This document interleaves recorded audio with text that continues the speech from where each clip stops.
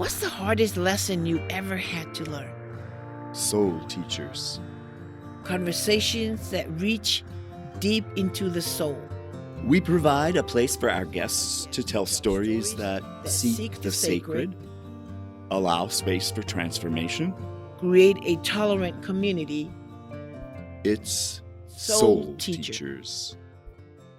So I'm talking with Nikki Wilkes and Alex Craighead. They are the founders of Journeymen, an organization here on Vashon that focuses on mentoring young men. So welcome, Nikki and Alex. Thank you, Steve. So how was your day? First of all, you both teach all day. You teach at an elementary school, and you teach here at the high school. What was the day like? I had a fantastic day. Today actually falls on the Turkey Trot, which is our annual tradition at the local elementary school for 4th and 5th graders to participate in an annual race. And as the PE teacher at Chautauqua, I got to kind of lead the charge with a megaphone and hundreds of kids following me down the trail to the starting line here at the high school. So that was a lot of fun. You know, that was a tradition started by my 5th grade teacher from elementary school when I went to Chautauqua. And you're still carrying that on. Still carrying that on 15 years later. That is so cool. Yeah. So that was Ken Larson that originally started that many years ago. And then the second half of the day, I got to wear my other hat, my Journeyman hat. So I got to facilitate our Chautauqua, our elementary school circle for boys that we do once a week. And this week's theme was friendship. So feeling grateful for that circle and feeling grateful to be sitting next to one of my best friends from childhood for this interview. Who is Nikki Wilkes? How was your day? My day was variable and nourishing. In my roles, I will say that I get to switch gears often. And I've come to learn that I thrive in those opportunities. So first role of the day is dad mode, and then shifting gears into my teacher role. And the two classes I teach here are yearbook and entrepreneurship. I noticed that you both have degrees in, you at least have a degree in business, Nikki? Yeah, I do. Yeah, so I have an undergraduate degree in business administration and a master's in business administration with entrepreneurship as the focus. Wow. And your degree is in? So I got my master's in teaching at Seattle U for kindergarten through 8th grade classroom teaching. Interesting.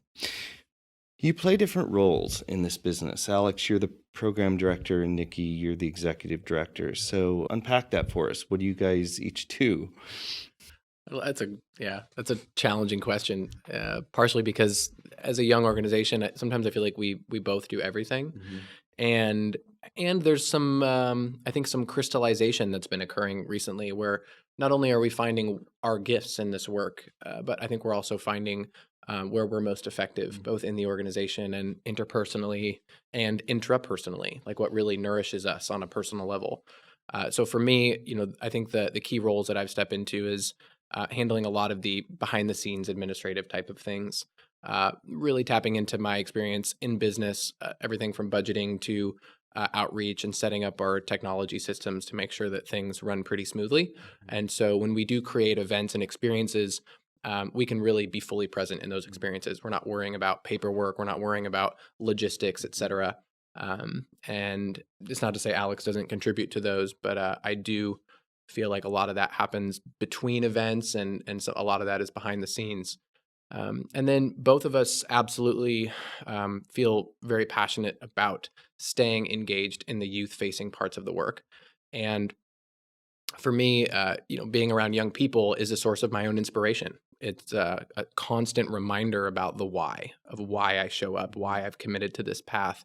And the longer I go without, being engaged as a facilitator, as a mentor myself, the more I start to hunger for that role too. Yeah. Yep. What about you, Alex? How do you see your role? Yeah. To piggyback on here, my education was in becoming a teacher. And so this is now my 7th year teaching. So for me, a lot of my skill sets fell in actual program design and executing the different rites of passage that we offer and a lot of the circles that we host in the different schools. So facilitating circles at elementary and middle, Nikki's holding it down here at the high school. And then also really trying to help all the moving pieces that it takes to get enrollment, coordinating with parents before an experience, following up after, trip reports, getting all the gear gear and supplies ready before our camping trips, and coordinating with different venues, and a lot of the promotion that goes into our different events. Often I find myself in those roles. Yeah, was thinking as you were talking about not wanting to be like the administrator away from the kids, I was thinking about schools, independent schools, where you literally have the headmaster or the headmistress is actually teaching at least one class. And I think that's really fascinating. Before we take a break, I want to just ask you about your values. I thought these were interesting values in view of, I think, our culture today. And I'd love to have you just unpack this a bit. You say that nature is the ultimate teacher, that growth requires discomfort, not pain.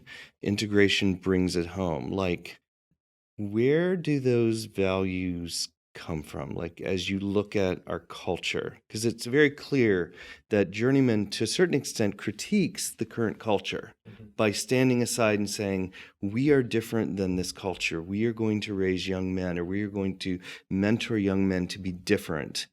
Can you just unpack this in terms of where it comes with your concerns? Yeah, absolutely. So, in these modern times, we're seeing so many young people attached to their devices with smartphones as young as third grade. Everybody's got a laptop or a tablet now. Video games are out of control in terms of how many hours a day many boys specifically are playing video games. And I think a lot of people have forgotten about the positive influence that being in nature can have on our own psyche and well-being. And we've found that when we immerse ourselves and the young people that we work with out in nature, compared to being in the four-walled classroom setting, that the transformation is much more likely to occur, and that many people are in a place of ease and openness versus higher anxiety in certain settings, versus distractions of the school or the bells and all the different things that come with that, the hectic days of the school. And then for me, the integration piece is another one that I'd love to speak to. And for us, we've seen a lot of different experiences out there that offer transformational work for young people out in nature, going backpacking, doing different camping trips, things like that. But what we've often found is that after that peak experience, that those young people go back to their everyday lives and they lose connection with the counselors of that trip. They lose connections with the other young people There's that were no on that trip. integration whatsoever with what they really do in life. And so they often get sucked back into their old habits and their old lifestyle from before that experience. There's no accountability. There's no ongoing support. And so for us, that's one of the big pieces for any of the work that we do, is to continue supporting these young people throughout at least a year after the experience. Nikki. Yeah, I suppose I'd like to answer what I heard is, where do they come from? Where do those values come from? And to me, they actually come from nature itself. That the values that I think have guided us personally and especially organizationally can be seen in the natural world. I like to think about fairness and justice in terms of how does nature approach these themes itself? Is nature selective in how it applies bad weather, or what we call bad weather? And for instance, one of the experiences we create for young people is a solo experience in the wilderness. And it is in that experience where I believe humans, regardless of gender or age, can really begin to drop into that connection with nature and understand that actually human beings are fundamentally part of nature, that our culture has conditioned us to believe that we're separate from nature, and that perhaps that alone is creating a lot of the disease that we see today. So when we say things like, growth requires discomfort and not pain, I think that's a testament to, when we witness this in the natural world, we see change requiring sacrifice, that there has to be something given up to get something.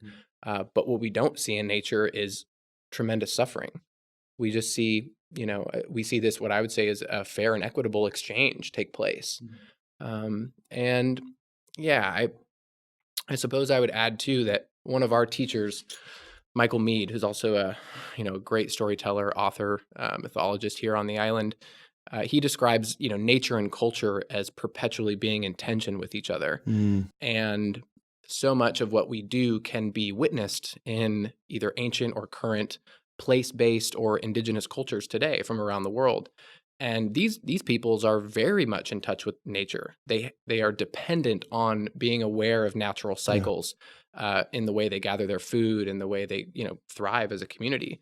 And unfortunately, I think a lot of the conveniences that we've created today through technology and other things that we consider growth and progress have actually taken us away, and they've insulated us from a lot of those same messages that might be telling us to, hey, get outside, listen, slow down. Yeah, that's wonderful. We're going to take a short break. Again, my guests here are Nikki Wilkes and Alex Craighead from Journeymen, and we'll return shortly. Are you looking to sell your house? You can't do better than Windermere on Vashon, and in particular, Mary Margaret Briggs, realtor at Windermere. When my wife and I decided to sell our house, I went straight to Mary Margaret. She supports the arts and education here in our little town. In fact, when my students didn't go to her to buy an ad, she sent me a reminder. As our agent, she has gone over and above. She actually came out and weeded our flower beds during the final rush. Plus, the house was gorgeously staged. So when you sell your house, go with the best. Go with Mary Margaret Briggs and start your next chapter with Windermere.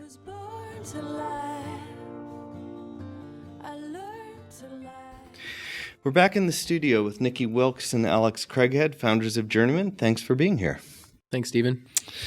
So, Alex, your mission is so clear in your bio. You say, having personally witnessed the many challenges facing young men today, he's highly committed to providing space and support for adolescent boys to make a healthy and meaningful transition into young adulthood. So, we may have already said this, but I'm still curious. What was the bottom line for you that drew you to Journeymen? Thank you for asking. There's two big things for me.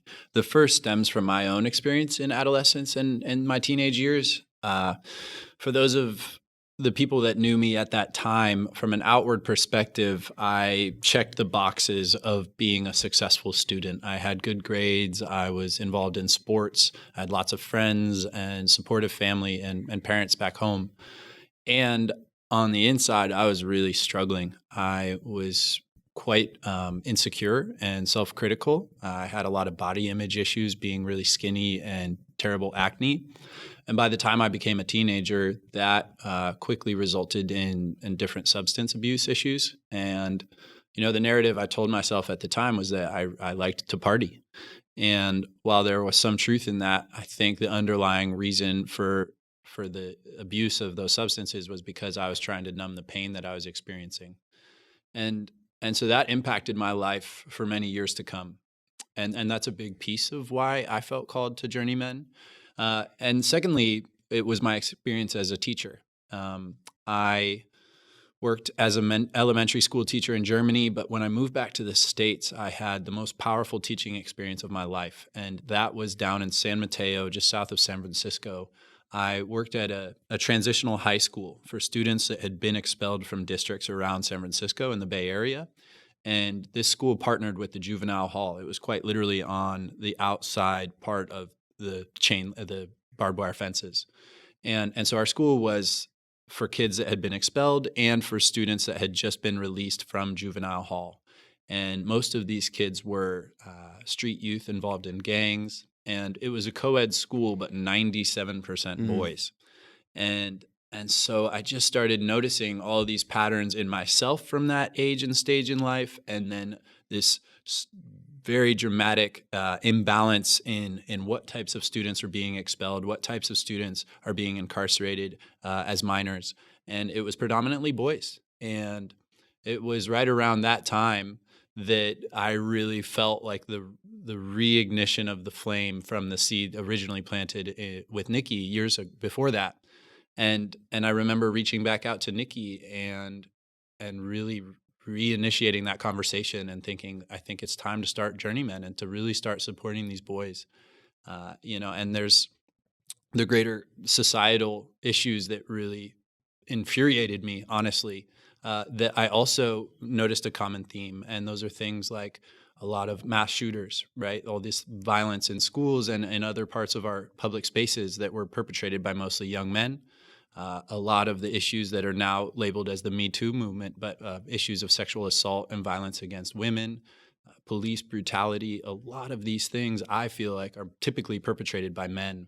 And so those three, my personal experience, my experience as an educator, and then the greater societal issues that we're seeing really fueled my fire for getting this work back into our community as our starting point. And I look forward to seeing where it goes from here, because it's not just Vashon that needs this type of support. I wanted to ask, and you brought it up, the Me Too movement. Recently, there's been some controversy with rape accusations on campus, with the way due process is not being given to young men who are accused by young women. How do issues such as these, the Me Too movement alone, but also in terms of helping young men prepare and process a world in which they are no longer just assumed that they're telling the truth, how does that play into the training that you offer in your organization? Gosh, that's a big question.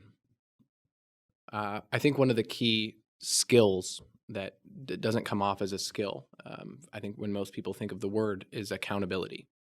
And one of the key values in every program that we run is modeling and practicing and instilling a process around how to be accountable for our actions. And when I look around society today, whether it's the high-profile Me Too cases or even situations here on Vashon that we've become aware of very recently, what I see is men with no idea how to be accountable for their actions. They don't know how to apologize authentically. They don't know how to even show up and admit to wrongdoing. And I believe a lot of that comes down to the conditioning that we get as men, that we're not really allowed to make mistakes and show emotion and be soft and really go through that process of grief and healing and sadness and trauma. And so, in a sense, I think accountability is the core. I think that's where the justice system is failing, in that I think it's such a struggle and often painful process for victims, survivors, and most of the time women to go through, that they don't even go that route. They're like, no, I'm not going to put myself through that. And I don't blame them at all. It sounds awful. And just looking at situations like the Kavanaugh case, like, oh my gosh, if that's what women have to go through just to have their voice heard and their experience honored, I'm not surprised so many voices go unheard and so many cases go unreported. Yeah. So there's a question that we ask everyone who comes on this podcast, and the question is this: what's the hardest lesson you had to learn in life in order to become an effective leader? I've come to learn the definition of a word that's used often in personal development and some spiritual traditions as the shadow. And for me, it was a very painful unlearning to come to learn that the shadow is not the parts of ourselves that we don't like and push down and try to hide from the world, but that the shadow is actually the parts of ourselves that we're unaware of. And even as we divulge into our own personal stories and experiences and traumas and also highlights in life, as soon as we become aware of something, it's no longer part of that shadow. Before I turn to you, Alex, I just wanted to say I was sort of watching your reaction to the question. And Alex, you sort of like sat back and your eyes went shut, and there was this sort of moment for you. And that's interesting, because I know that part of what you teach about circle work is that one wants to be spontaneous in one's answer and not rehearse. But I am curious what you were thinking as you heard that question. Yeah, thank you, Stephen. I was reflecting, really trying to think back on what are one of those biggest lessons for me that has helped shape who I am today and get me to this place in Journeymen. And for me, I would say that it was coming to the realization that I am good enough. I could not say honestly until I was 27 years old that I loved myself. At 27 years old, I had a very transformative experience, very similar to the types of offerings that we do with Journeymen. And throughout that 10-day experience, I peeled back many layers of a wounded part of myself from my adolescence, from my teenage years that I had suppressed for a very long time and pretty much forgotten about or thought wasn't really a part of me anymore. But having many days by myself out in nature, I really started to look at some of those wounds of my inner critic, of that self-hate or doubt, constantly comparing myself to other people's. And yeah, that lesson of self-love has been, I'd say, the biggest lesson for me to learn, and it took a long, long time. It's really fascinating because part of our own mission here in Soul Teachers is the belief that it is through the telling of our stories that we reshape the way we see ourselves. We change the narrative of our lives. And it's interesting that comes through so clearly in the way that almost like therapy, going out into the wilderness and sort of, I mean, I went through therapy in Los Angeles where I had somebody I was talking to. It sounds like you had a very similar sort of experience, but nature was your therapist rather than a high-priced Los Angeles therapist. Wow, this has been fantastic. I just want to thank both of you for coming in and taking the time to come into our studio and share about your experience and about your experience with Journeymen. And this has been Nikki Wilkes and Alex Craighead with Journeymen talking to us today. Thank you so much, gentlemen. Thank you, Stephen. Thanks. Thanks for joining me on Soul Teachers. This episode was directed by Amy Wagner, produced by Andy Callender, edited by Brandon Fairbanks, and researched by Dr. Eric Bishop. Our theme music, Born, is by Over the Rhine. Our website, www.thesoulteachers.com, was built by Each and Every, a design company in Kent, Ohio. You can find us wherever podcasts are hosted. We hope you'll like us on Facebook at The Soul Teachers. You can follow us on Twitter at teachers_soul. I am your host, Stephen Denlinger.